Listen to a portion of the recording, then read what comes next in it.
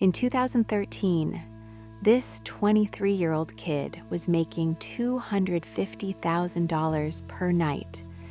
He had the world at his feet, stadiums screaming his name, and a mind capable of writing melodies that will outlive us all. But while the world was dancing to his beats, he was suffocating in plain sight. This is the Acheron file on Tim Bergling. Not the product named Avicii, but the human being sacrificed on the altar of timeless music.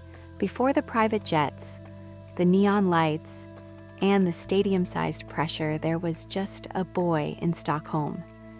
Tim was an intensely insecure teenager. He didn't crave the spotlight.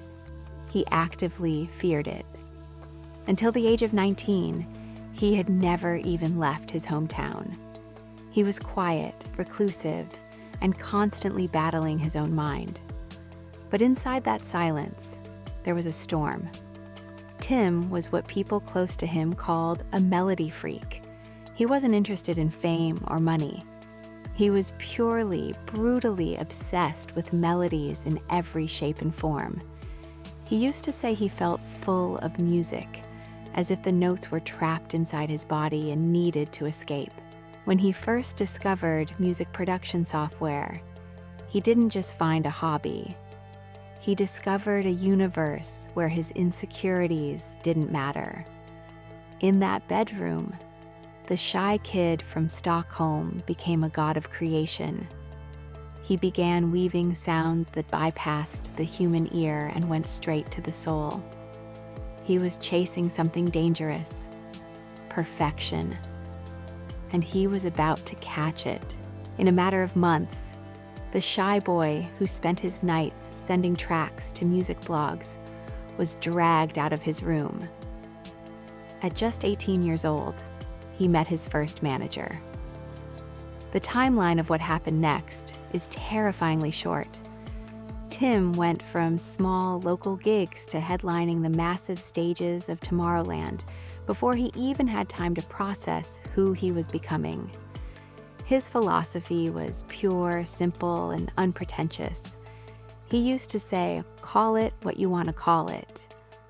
He didn't care about genres, labels, or industry ego. He just cared about how a melody made you feel. But the industry didn't want a pure soul, they wanted a machine. Tim started collaborating with massive artists. He was polite, gentle, and utterly incapable of saying no to anyone.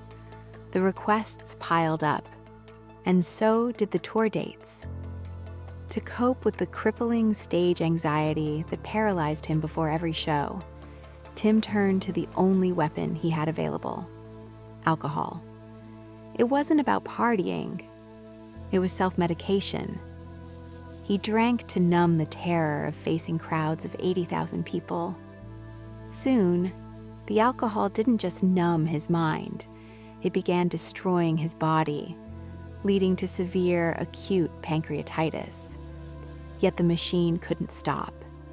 Millions of dollars were on the line. Despite the agonizing physical pain and the hospitalizations, he was constantly pushed to keep moving, keep producing, keep smiling for the cameras.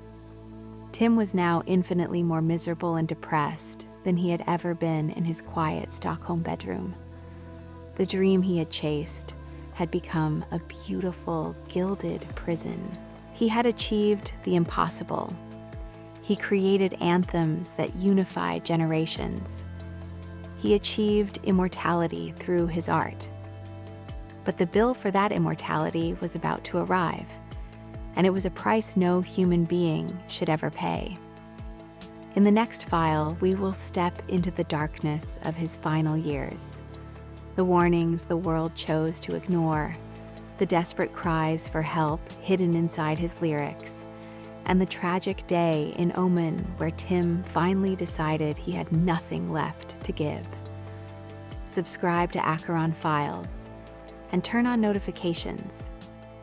Case number 001, Part 2, is coming soon.